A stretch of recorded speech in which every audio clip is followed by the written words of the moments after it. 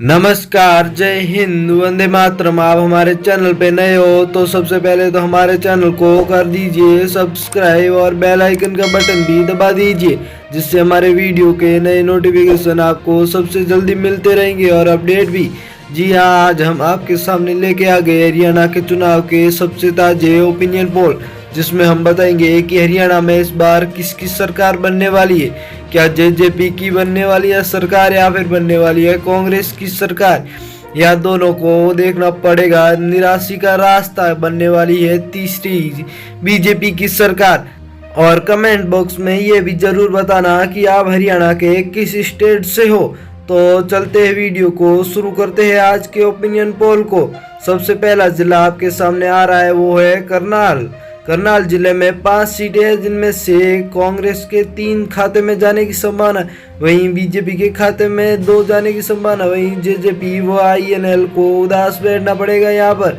अगला जिला आपके सामने आ रहा है अंबाला। अंबाला जिला में 4 सीटें, जिनमें से कांग्रेस के खाते में 3 सीटें जा सकती है, वहीं बीजेपी के खाते में 1 सीट। यहाँ पर जेजेपी व आईएनएल को फिर से उदासी का रास्ता देखना पड़ेगा।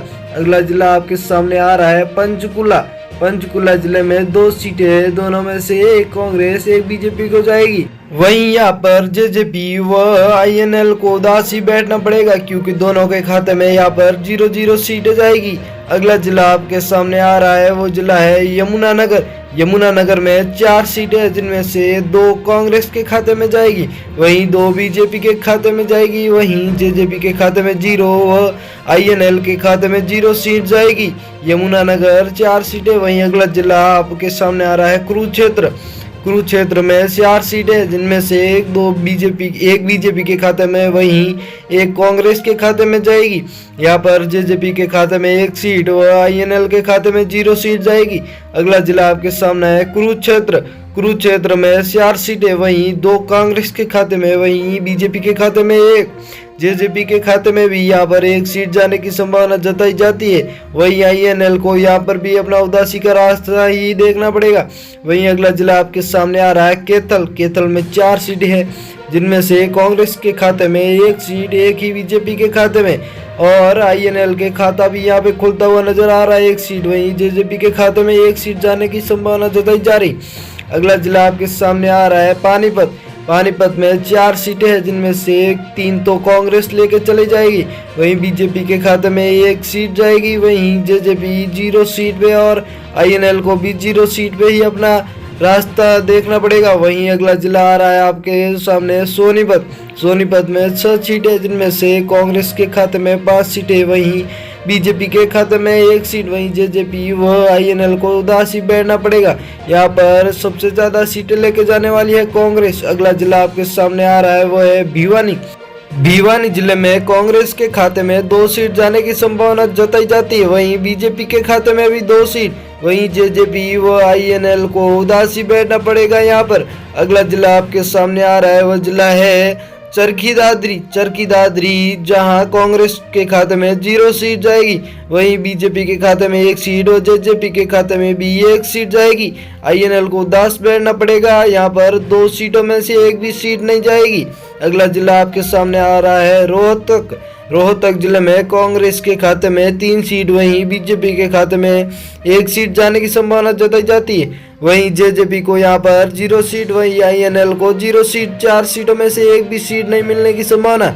अगला जिला आपके सामने आ रहा है इज्जर। इज्जर जिले में कांग्रेस के खाते में 3 सीट, वहीं बीजेपी के खाते में 1 सीट, वहीं जेजेपी के खाते में 0 सीट, आईएनएल के खाते में 0 सीट। 4 में से 1 भी सीट नहीं जाएगी। अगला जिला आपके सामने आ रहा है जिंद। जिंद जिले में कांग्रेस के खाते में 1 सीट जाने की संभावना है, वहीं बीजेपी के खाते में 1 सीट जा सकती है, वहीं जेजेपी के खाते में 2 सीट जाएगी, वहीं आईएनएल के खाते में 1 सीट। 5 में से जाएगी, ओनली 1 सीट जाएगी खाली। अगला जिला आपके सामने आ रहा है फतेहाबाद। फतेहाबाद में कांग्रेस का खाता नहीं खुलता हुआ दिखाई दे रहा है, वहीं बीजेपी के खाते में 1 सीट जाएगी, वहीं जेजेपी के खाते में भी 1 सीट चली जाएगी। यहाँ पर 3 में से आईएनएल के खाते में 1 ही सीट जाएगी। अगला जिला आपके सामने आ रहा है सिरसा।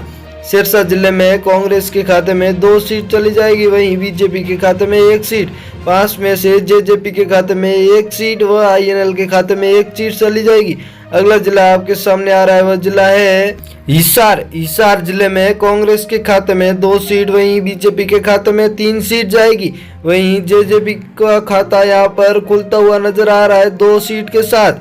7 सीटों में से आईएनएल के खाते में यहाँ पर एक भी सीट नहीं जाएगी। अगला जिला आपके सामने आ रहा है महेंद्रगढ़। महेंद्रगढ़ में 4 सीटें हैं, जिनमें से कांग्रेस के खाते में 2 सीट, वहीं बीजेपी के खाते में 2 सीट जाएगी। जेजेपी व आईएनएल को यहाँ पर उदासी बैठा रहना पड़ेगा।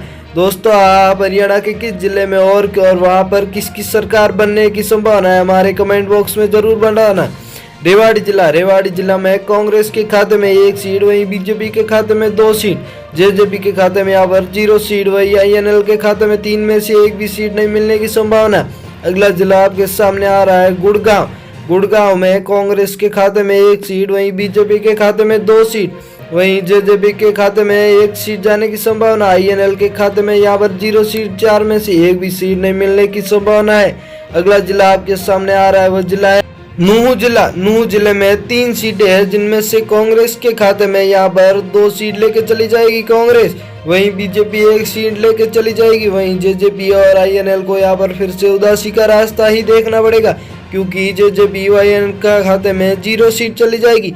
पलवल जिले में 3 सीटें हैं 90 में से, जिनमें से कांग्रेस के खाते में 1 सीट, वहीं बीजेपी के खाते में 2 सीट चली जाएगी। जेजेपी व आईएनएल को यहाँ पर भी उदासी का रास्ता ही देखना पड़ेगा, क्योंकि दोस्तों उनका प्रचार ही ऐसा है कि उदासी का रास्ता हो सके देखना पड़े। फरीदाबाद में 6 सीटें, जिनमें से कांग्रेस के खाते में 3 सीट, वहीं बीजेपी के खाते में 2 सीट जाएगी। वहीं जेजेपी के खाते में यहाँ पर कोई भी सीट नहीं जाने की संभावना। वही आईएनएल का खाते में यहाँ पर 1 सीट 100 में से चली जाएगी। आप हमारे चैनल से जुड़े रहिएगा।